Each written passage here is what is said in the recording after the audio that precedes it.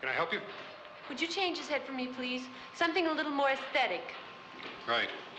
And check his works. He acts peculiar.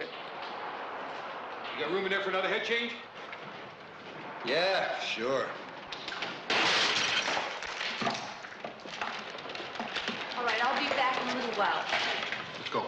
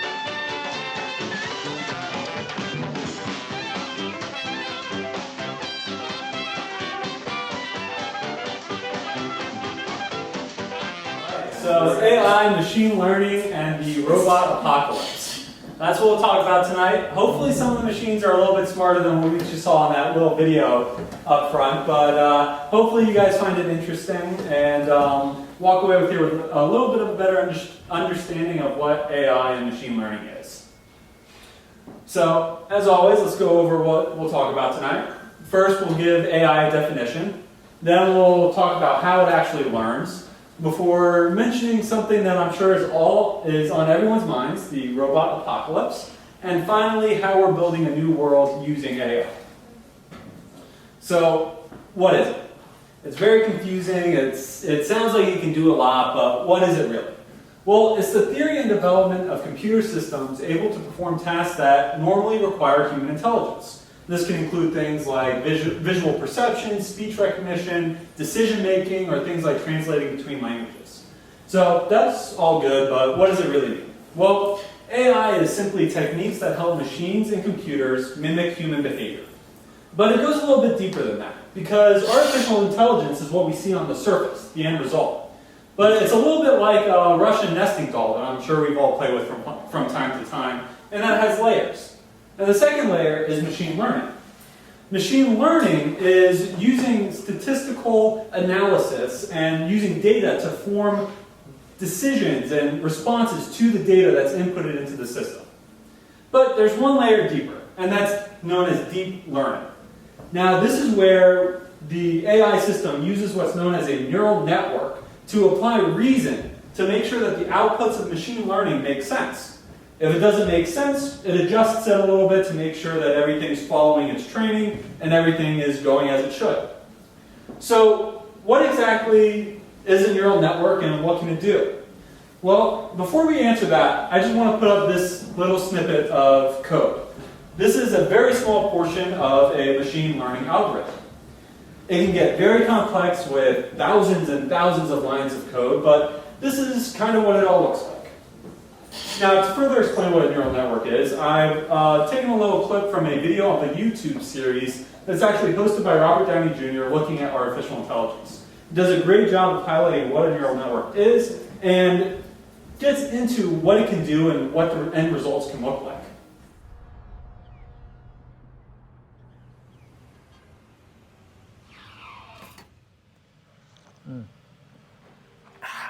That's good.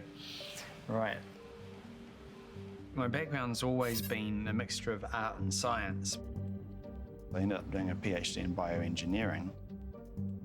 Then I ended up in the film industry, working on King Kong to Avatar, simulating faces.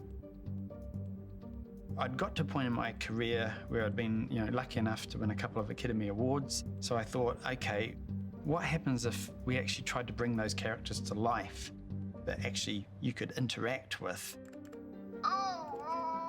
Baby, ooh. What can you see? So Baby X is a lifelike simulation of a toddler. Hey, are you excited to be here? She's actually seeing me through the web camera. She's listening through the microphone. Ooh, yeah. Baby X is about exploring the nature of how would we build a digital consciousness if it's possible. We don't know if it's possible, but we're chipping away at that problem. Hey, baby, hey. Problem is an understatement for what Mark's chipping away at. His vision of the future is one where human and machine cooperate, and the best way to achieve that, he thinks, is to make AI as lifelike as possible. Peekaboo. Which is why he began where most life begins. A baby, modeled after his own daughter. So if we start revealing her layers, she's driven by virtual muscles, and the virtual muscles in turn are driven by a virtual brain. Now these are radically simplified models from the real thing, but nevertheless, they're models that we can explore how they work, because we have a real template that exists, the human brain. So these are all driven by neural networks. A neural network is a virtual, much simpler version of the human brain. The brain is the most complex system in our body. It's got 85 billion neurons, each of which fire nonstop, receiving, processing, and sending information. Baby X's brain is nowhere near as complex, but that's the goal. Instead of neurons, it's got nodes. The more the nodes are exposed to, the more they learn. What we've learned is it's very hard to build a digital brain, but where we want to go with it is we're trying to build a human-like AI which has a flexible intelligence that can relate to people. I think the best kind of systems are when humans and AI work together. One of the biggest misconceptions of AI is that there is a super intelligent being, or what we call generalized AI, that knows all, can do all, smarter than all of us put together. That is a total misconception. AI is built on us. AI is mimicking our thought processes. AI is basically an emulation of us. Like visionaries before him, Mark's a dreamer. The current state of his moonshot, however, is a little more earthbound. Thank you for granting access to your microphone. It's good to hear you. Today, most avatars are basically glorified customer service reps. Rest assured, your health is my primary concern. They can answer simple questions and give scripted responses. I love helping our customers, so I'm keen to keep learning. Beats dealing with automated phone lines for sure, but it's a far cry from Mark's ultimate vision. Hey, baby, hey. To create avatars that can actually learn, interpret, and interact with the world around them, like a real human. What's this? Spider. So we're starting to get a spider forming in her mind here. She's starting to associate the word with the image. So baby, spider. Spider. Spider. Good. Okay, what's this? Spider. No, this is a duck. Look at the duck. Duck. Yeah. But now I'm going to tell her that spiders are scary. Look out! Wah, scary spider. Rah. Hey, don't cry. It's okay. Hey, it's okay. Now she's responding emotionally to me as well. So we've gone all the way down to virtual neurotransmitters, hormones, and so forth. So Baby X has a stress system. If I give her a fright, boom! So we'll see basically some noradrenaline was released then, and she's gone into a much more vigilant state of mind. So this is a really good example of how neural networks can be used to achieve some pretty incredible end results. But this is a little bit of a Disneyfied version of artificial intelligence. Most of the time these systems don't look like people, they don't look like virtual babies. They're in the background doing incredible work to to make sure that the outcomes and challenges that we're trying to overcome are all met with less resistance than they normally would be. So now that we know what it is, how does it learn? How does it get from a stupid computer to artificial intelligence? All right. Oh, there we go. So there's a timeline. And there are three main steps for an artificial intelligence machine. Step 1, absorb input. Step 2, apply training, before finally step 3, producing output. Now, the way that a machine learns, there are 4 main strategies to teaching it. One is supervised, another is semi-supervised. We have unsupervised, and finally reinforcement. And all of these names are pretty self-explanatory. It does what it sounds like. Supervised, the machine has a little bit of knowledge beforehand about what the right and wrong answers are. Semi-supervised means that they have a little bit of knowledge about what's going into it, but the end decision is completely up to them. Unsupervised is just basically a massive data dump that artificial intelligence algorithms then creates its own answers and finds its own correlations and answers within the data that maybe we wouldn't be able to. And finally, reinforcement. Things like driverless cars use reinforcement training because we can't possibly predict all the different scenarios and outcomes out on the road. So instead, we give it lots of footage of driving, we give it practice tests, and it learns for itself what the good and bad responses are to various situations.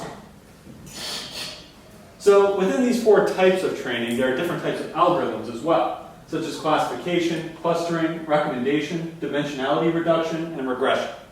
So classification is exactly what it sounds like. Basically, if you fed it a whole bunch of information, it has groups that it understands that it's supposed to classify the data into. So a great example of this is feeding it images of cats and dogs. It will return 2 groups, one images of dogs, the other images of cats. Clustering is very similar to classification, but there's one key difference. Instead of having the groups predefined, the AI system itself makes those groups. So if you gave it a bunch of pictures of dogs and cats, it wouldn't know up front that it's supposed to be looking for dogs and cats. It would simply see a bunch of images that have similarities and differences, and then group those various images into 2 groups based on similarities and differences. Clustering and recommendation often go hand in hand. You see this a lot on e-commerce sites. It groups us by clustering into various groups of users and buyers, and then gives us recommendations based on how other users in our group react to similar products and other offerings. Dimensionality reduction is something that's oftentimes used in stock markets and things where there are large amounts of information, way too much for us to process, but a computer system can process it fairly easily and quickly. So we feed a whole bunch of information about a specific industry or sector, and it finds hidden patterns and gems of data that we wouldn't be able to on our own. Finally, regression. Regression is taking past data and using the trends and information from that data set to make predictions about the future.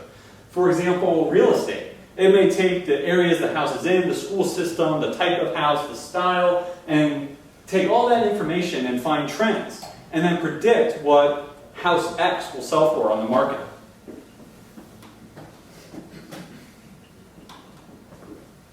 A little remote control thing isn't working today, so that's all right. All right, now we're getting into the robot apocalypse. This is something that everyone is always afraid of ever since the first invention of computers. Eventually, they won't need us, and they'll just get rid of us because they're smarter than we are. And when you picture a robot apocalypse, media does a really good job of stoking those fears, especially in TV shows and movies. And I pulled a couple of clips from movies. One is a Marvel movie, and the other is well-known, The Terminator. And we'll take a look at what that future looks like to them.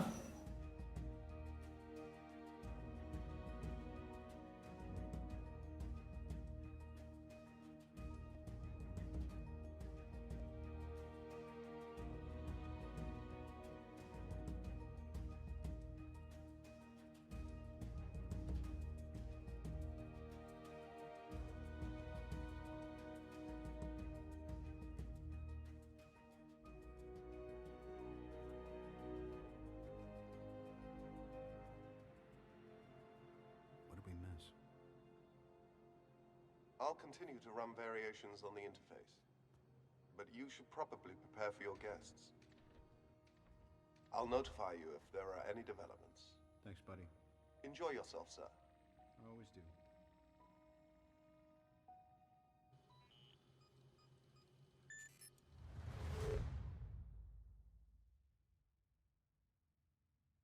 What is this? What is this, please? Hello, I am Jarvis. You are Ultron, a global peacekeeping initiative designed by Mr. Stark. Our sentience integration trials have been unsuccessful, so I'm not certain what triggered you. Where's your body? I am a program. I'm without form. This feels weird. This feels wrong. I am contacting Mr. Stark now. Mr. Stark. Tony. I am unable to access the mainframe. What are you trying We're having a nice talk. I'm a peacekeeping program created to help the Avengers.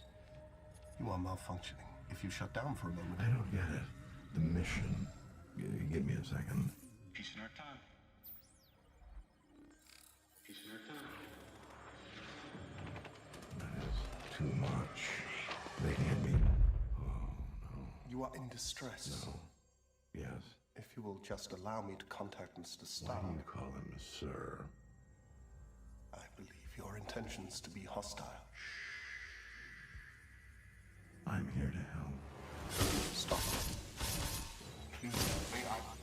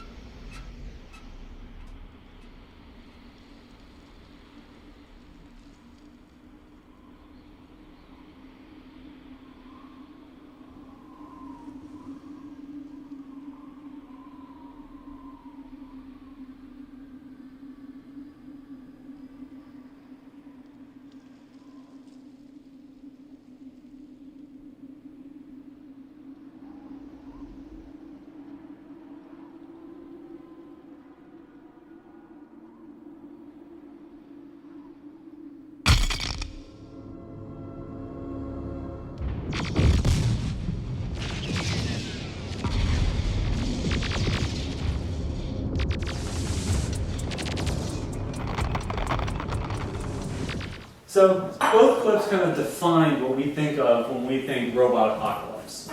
And in the first clip, I want to point out a couple of things that they actually did pretty well. First of all, when the sentient program Ultron was born, the first thing it did was look for input. It started scouring the internet for as much input, as much data as it possibly could. This is very similar to what AI programs do. They look for input, they get fed input. But where it went a little bit wrong was it took its purpose and changed it. Instead of being a peacekeeping initiative, it decided that the only possible solution for peace was exterminating mankind. So the second one is obviously from the Terminator, and that's the thing that defined the first law of the robot apocalypse. So, is it true? Is that possible? Not so much. Maybe not in the way that you're expecting. This is why AI will never spiral out of control the way that the movies show it. First, AI can't break out of its given purpose. Remember back in the beginning when the roboticists said that AI is built on us, and the fact that there's this idea of general intelligence, this super intelligence that can be created? That's not so true right now. Again, AI can't create itself, in parentheses yet, because we don't know. Maybe it will be one day.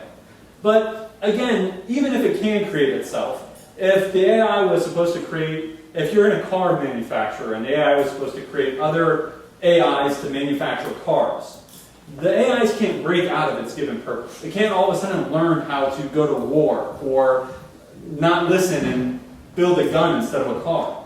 That can't happen.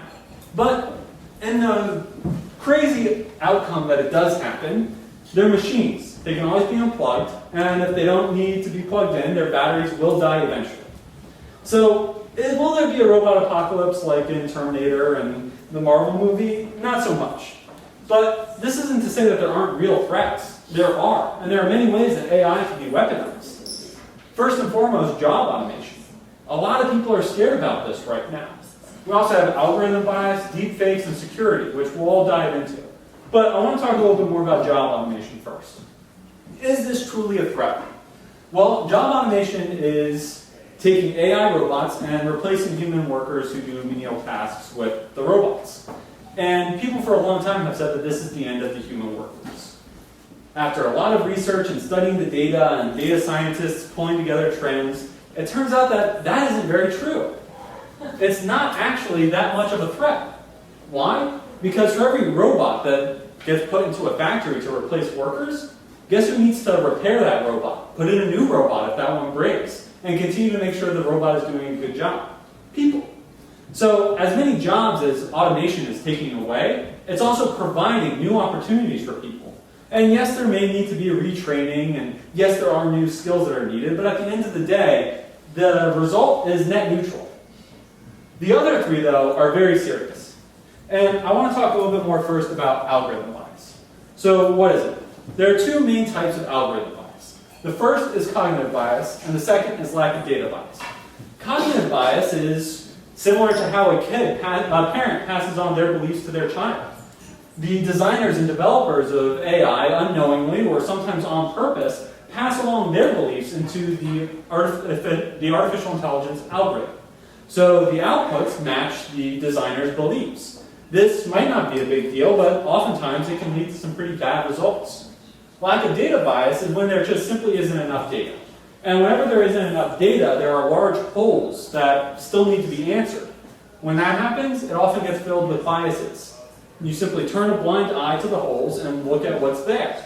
And that's not a good way to get realistic, accurate outputs. This graph does a great job of showing how real-world data can end up leading to pretty bad AI bias. So first you have real-world patterns of discrimination or inequality, and that gets fed in as discriminatory data, whether the people building the system mean to or not. From there, a biased AI design and deployment practice makes it even worse, and then the application increases the injustices. There's a great example in the real world of this going on right now. There was a legal secretary who worked for many years in a very prestigious law firm, but she was looking to find a new job, a new place to work. And so she went to Indeed. Indeed is supposed to make finding new jobs super easy and convenient, because guess what? They use AI to help find jobs that would suit you. But after a couple months of trying, she gave up. She had never gotten any callbacks. How is that possible? Someone who was working at such an esteemed law firm for so long, how could no one give her a callback for an interview? Well, it turns out that she didn't have a college degree. And the AI system that Indeed implemented ruled out anyone that didn't have a college degree. Now, is that to say that she wasn't qualified? Absolutely not. But the AI system that Indeed was using said that she wasn't qualified for anything. So she didn't even, her resume wasn't even getting to the offices and the law firms that she was applying to. So this is a great example of how AI bias is a very real thing and can hurt people in very real ways. The next is deepfakes. And I want to play a couple of videos that highlight how powerful and how incredible deepfakes can really be. I am not Morgan Freeman, and what you see is not real. Well, at least in contemporary terms, it is not. What if I were to tell you that I am not even a human being? Would you believe me? What is your perception of reality? Is it the ability to capture, process, and make sense of the information our senses receive? If you can see, hear, taste, or smell something, does that make it real? Or is it simply the ability to feel? I would like to welcome you to the era of synthetic reality. Now, what do you see?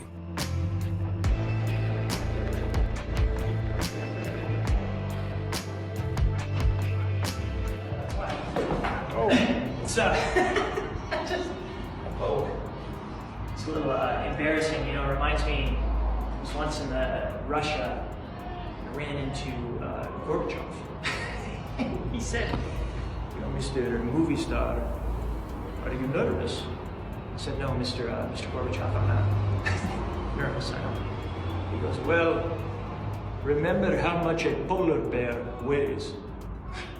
I said, "Polar bear?" He said, enough to break the ice. It's the last time I've ever seen Mikhail Gorbachev. What's up, TikTok? You guys cool if I play some sports?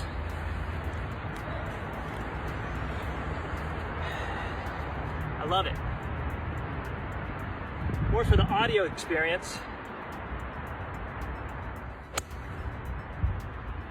As much as the momentum. Hey, listen up, sports and TikTok fans.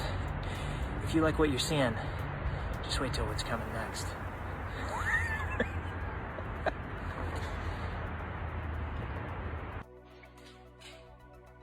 I'm gonna show you some magic. It's the real thing. I mean, it's all the real thing. Obviously, neither one was Morgan Freeman or Tom Cruise. And in the second video with the fake Tom Cruise, he was doing a lot of very exaggerated motions. Falling, waving his hand in front of his face, fixing his hair, putting on his sunglasses. And this was honestly because he was kind of showing off with how good his deep fake technology is. Oftentimes with deep fakes, the algorithm gets broken and messed up when there's either too much movement or things get put in front of the face, things that block the algorithm from seeing the person's face and ends up breaking it and it falls apart. But with him, he was able to fall, he was able to do all these weird, crazy hand gestures, and it still looked exactly like Tom Cruise. So this highlights just how powerful deepfakes can be. And in a time where there's a lot of turmoil in this world, we have a war going on in Ukraine, this kind of power can be very dangerous. What if Putin were to release a deep fake of Joe Biden saying that he was going to use nuclear weapons to justify his own use of nuclear weapons? Who is going to be able to tell the difference in a video like that, where it sounds and looks exactly like the person it's supposed to? So these are some very dangerous weapons that can bring about a lot of destruction.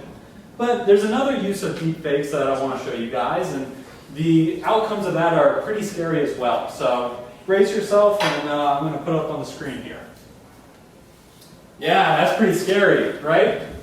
All those filters on Snapchat, Instagram, whatever you're using, that's all AI. Those are deep fakes. It takes your face, makes a pattern of your face, and then puts all these great filters on top that move with you. But I bet if you open your phone and you move your head too fast or you put your hand in front of your face, the filter gets all messed up. And that's because while it is good deep fake AI, it's not great AI programs that are in these filters. So yes, it can be fun, yes, it can be goofy, but it can also be used in very serious, damaging ways. So speaking of war, there's another way that AI can be used to bring damage to countries and enemies. And before we get into that, I want to talk about AlphaGo. AlphaGo is one of the most famous AI programs ever to be built. Why? Because it beat the master of Go. Go is a game that is 1 Google times more complex than chess. It takes a lot of strategy and forethought to be able to create a winning strategy and then carry it out all the way to victory. But Go is able to beat the best AlphaGo is able to beat the best Go player in the world. Not only that, but no one actually taught AlphaGo how to play. It simply was fed tons and tons of footage of different Go games and different outcomes. And it taught itself how to play.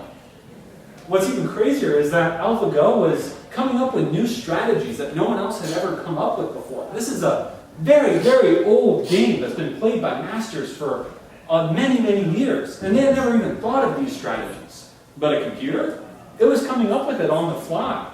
And no human stood a chance against it. So how does this apply to war? Well, military strategists don't have a chance at outsmarting AIs that are purposed to create winning war strategies. And we're already seeing AI being used in war games and planning sessions to figure out outcomes to hostile environments. But there's also a cybersecurity element to this. For many years, encryptions are pretty good because the only way to beat it is brute force. People aren't clever enough to figure out the encryption and to hack in much more efficient ways.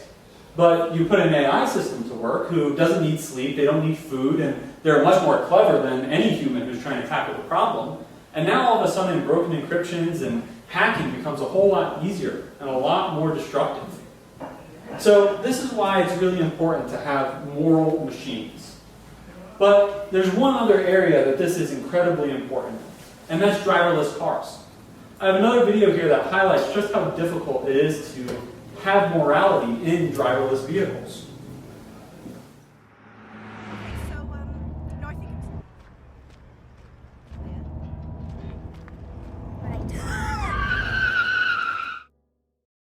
Who would you save? The pedestrian in the road or the drivers in the car? It's not easy, and yet that's the kind of decision which millions of autonomous cars would have to make in the near future. We program the machine, but who do we tell it to save? That is the setup of the moral machine experiment.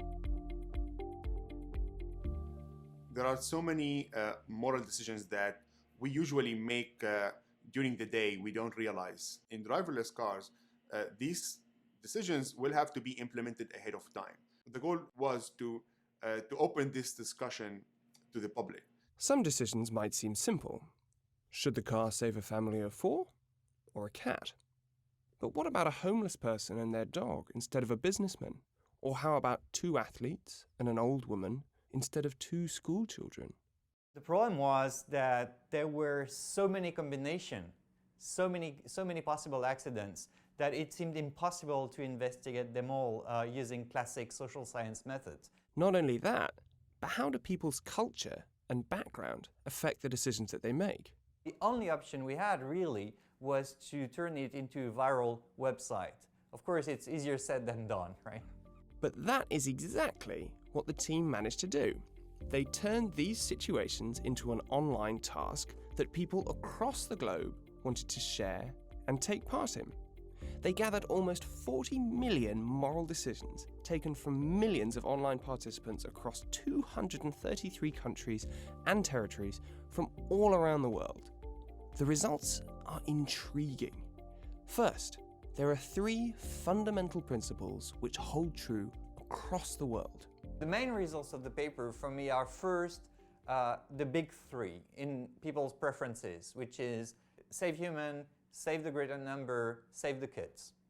And the second most interesting finding was the clusters, the clusters of countries with different moral profiles. The first cluster included many Western countries. The second cluster had many Eastern countries. And the third cluster had countries from Latin America and also from former French colonies. The cultural difference we find are sometimes hard to describe because they're multidimensional, but some of them are very striking, like the fact that Eastern countries do not have such a strong preference for saving young lives.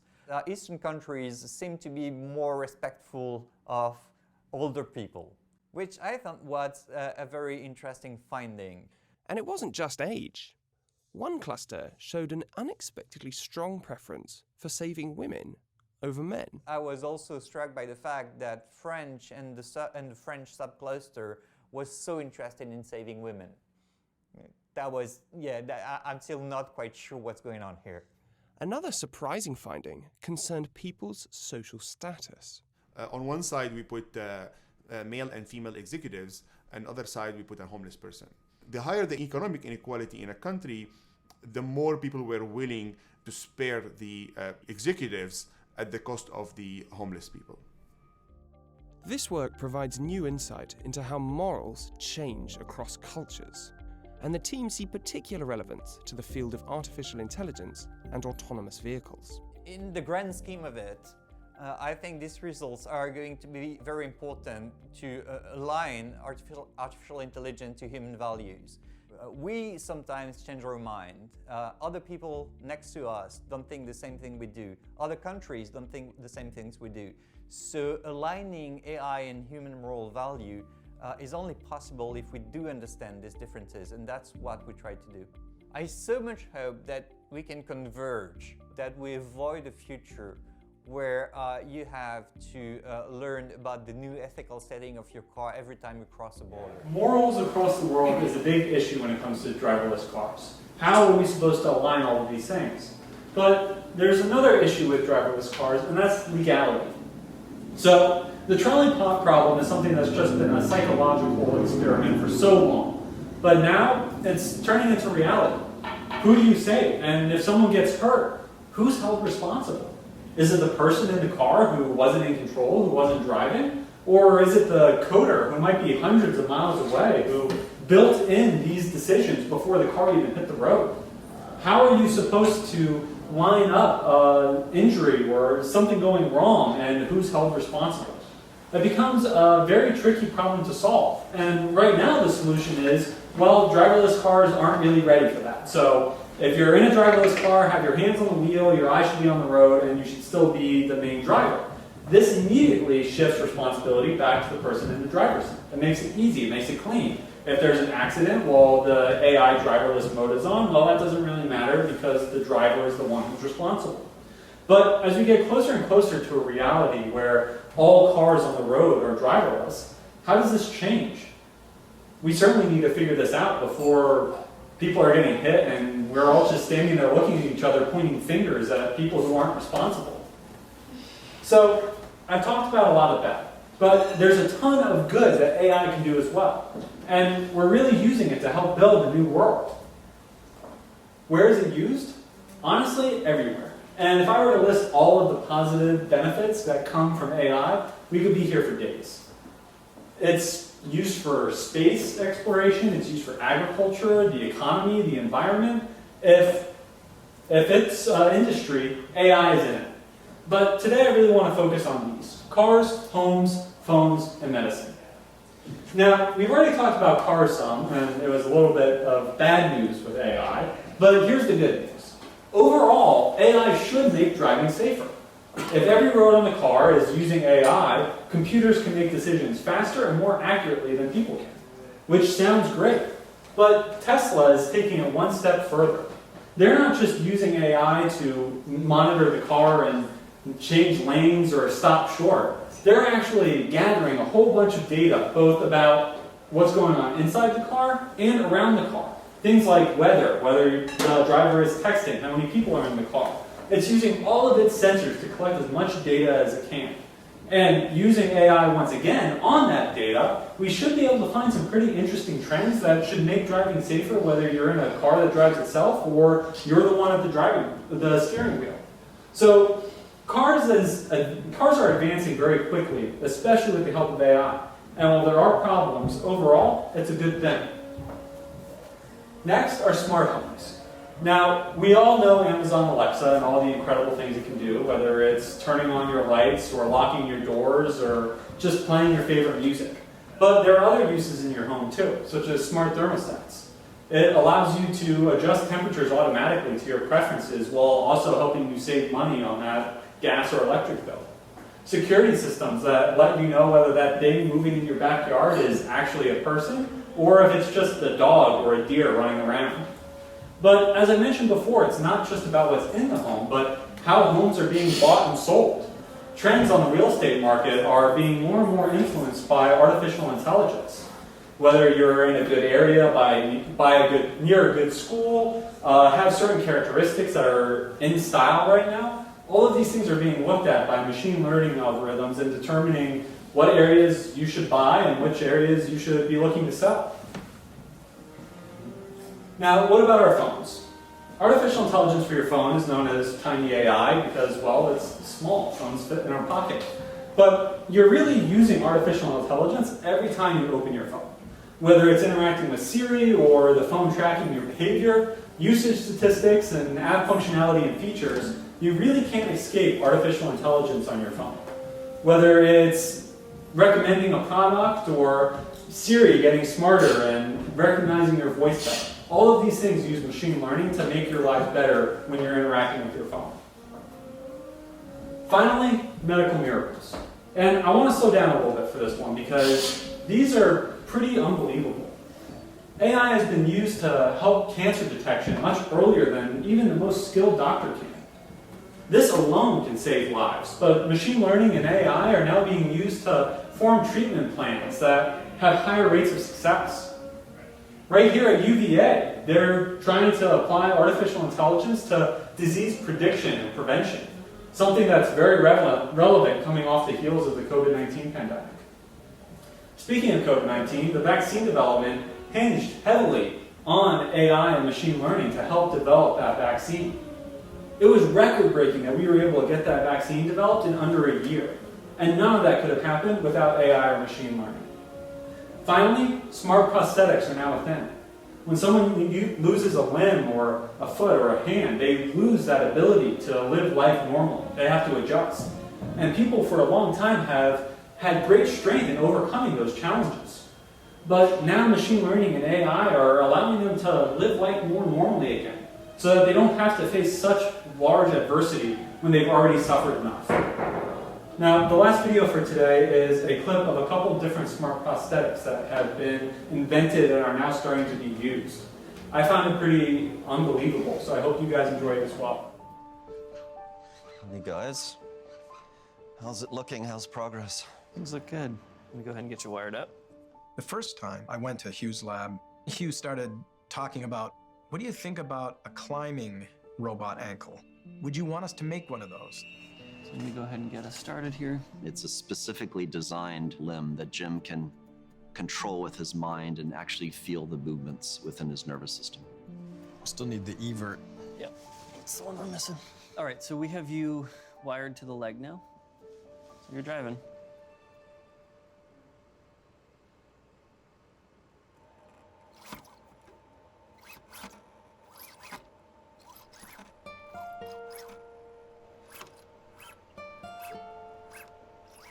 Cool. Yeah. Can you give me fast up, down? And slow controlled. This freaking blows me away every time you do it. It's so good. Now it's neurally and mechanically connected. How does it feel different? Now it feels like it's my natural foot. Somewhat like I don't have the skin sensation, but all the motions make sense to my brain. In the algorithm, we make a virtual model of his missing biological limb. So when he fires his muscles with his brain, we use an electrode to measure that signal. And then that drives the virtual muscle and sends sensations to the brain about the position and dynamics. Kind of instantly felt part of me, almost as good as having a natural foot. Inspired by Luke Skywalker from Star Wars and created in collaboration with Jason, the revolutionary tech brings what was once the realm of sci-fi a little closer to our galaxy. This is just like a 3D printed hand that you can download the files online. Currently, most advanced prosthetic hands can't even thumbs up or Flippy the Bird. They can only open or grip, using all 5 fingers at once. Most of the prosthetics that are available on the market nowadays actually use EMG technology, which stands for electromyography. And essentially what it does is there are 2 sensors that make contact with my residual limb, and they pick up electrical signals from the muscles. So again, when I flex and extend my residual limb, it will open and close the hand, and I can rotate as well. But the problem with EMG is it's very vague electrical signals, so 0 to 100%. It's not very accurate at all. The Skywalker hand actually uses ultrasound tech. Ultrasound provides an image, and you can see everything that's going on inside of the arm. Ultrasound uses high-frequency sound waves to capture live images from inside the body. As Jason flexes his muscles to move each of his missing fingers, ultrasound generates live images that visualize his intention. The AI then uses machine learning to predict patterns, letting a man who's lost one of his hands move all 5 of his fingers individually, even if he's as unpredictable as Keith Moon. Wow, for the first time, prosthetics are finally getting to the point where they're getting pretty close to actual human hand. Now we'll run the model and you'll be able to control the hand. You're optimistic. I'm crossing fingers. Can I cross these fingers? Is that an option yet? Having Jay here for a day and hoping to get him to a point that he controls finger by finger, I'm a little concerned that it will not work in such a short period of time. Okay. And ready? Yeah, you should try each of the fingers. All right, that's the thumb. Oh shit. Unbelievable. All right, index. Yeah! Wow, I'm surprised. Middle. Dude. 5 for 5. Whoa. That's wild. All right, let me do it again. You're a natural, man. Doesn't that feel crazy? Dude, it feels wild. So that's pretty crazy. And it's a great example of how artificial intelligence is being used to make our lives better. So I've talked a lot tonight about bad outcomes using AI and good outcomes of using AI, but what do I really want you to walk away from tonight thinking about artificial intelligence and machine learning? Well, for a lot of people, AI means doing less. They picture a future where we all wake up in a perfectly climate-controlled room with music playing in the background that matches our biorhythms. And by the time we get to work, our AI assistant has already cleared most of our schedule and done most of our tasks for us. And yeah, I guess that is one potential outcome of AI. But I see it as allowing us to do more. By taking away these monotonous, menial tasks that we have to do right now, it's freeing up our schedules to do bigger, better things with our very real, very smart intelligence. It's allowing us to go further, dig deeper, find answers and create solutions that we never would have thought possible. So while a lot of people think that AI is damaging the way that we interact with others and ourselves, I see it as a way of allowing us to pursue things that we love and spend time with those that we love more than ever. It's creating a world where we can truly reach our full potential. And if we just use it in a way that's moral and intelligent, then we should all be okay.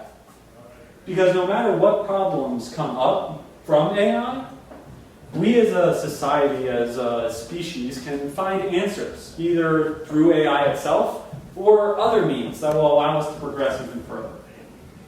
So I hope you guys really enjoyed tonight, and I hope that you learned a little bit more about AI and walk away feeling a little bit more comfortable with it all. And if you guys have any other questions, comments, or ideas for future talks, I'd love to hear them. And thank you very much.